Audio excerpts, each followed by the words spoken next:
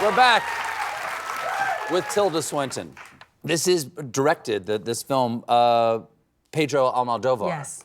And it is, it's his first English feature. Yes. Can you tell us a little bit what it's about and who you play? It is about a woman who I play called Martha, who was a war correspondent and who has stage 4 terminal cancer and is facing the end and decides that she wants to take her own life. She wants to face her living end with it in her own hands. She wants to be self-determined to the wire. And she asks her friend, played by Julianne Moore, to be her mate, to accompany her and to be in the room next door. It's about that.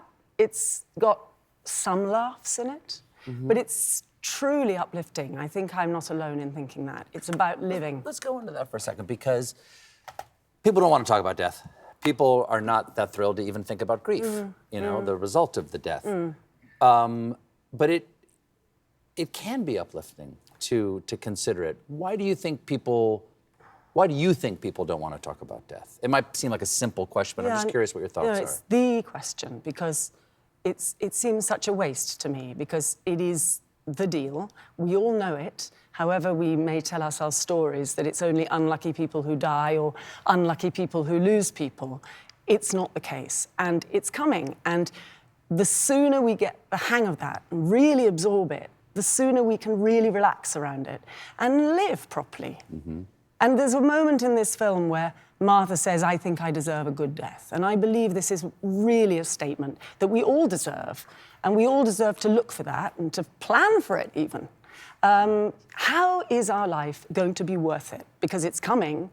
I think any time spent looking for a good end, which might mean planning it for decades, like not being unhappy, for example. You know, there's a patron saint of a happy death.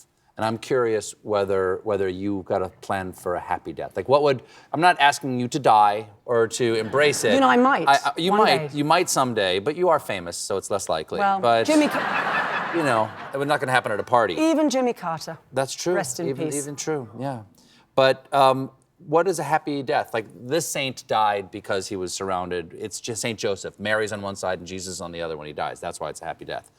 Can you think of a happy death for yourself? I love that thought. I've always thought I would like to arrange my children on one side and my sweetheart around the top and some dogs around the bottom and just... That would be a happy death. But you know what? And just evaporate. And just evaporate. That'd be nice if that's what it feels like, evaporating. Yeah. This might be there. I hope death smells like this. It might. Yes, it might. I would go toward the light. But the thing is that we all know that death can be really gnarly and really painful. Yes. And we sitting around feeling helpless when our friends and loved ones are going through that experience is really tough. And sometimes people find it very difficult to actually look at it. This film is about not looking away.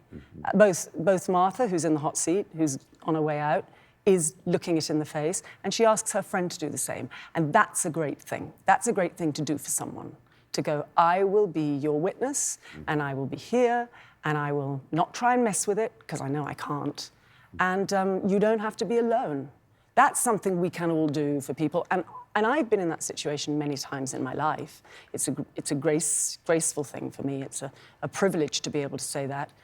And I've learned from the people that I've been around when they've been dismounting, that to look it in the face is the best way not to be frightened. Because it's all about living, really. Death's not interesting at all.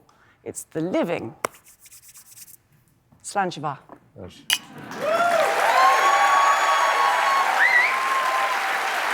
The Room Next Door is in select theaters now and will be nationwide on January 17th. Tilda Swinton, everybody. We'll be right back with Isabella Rossellini.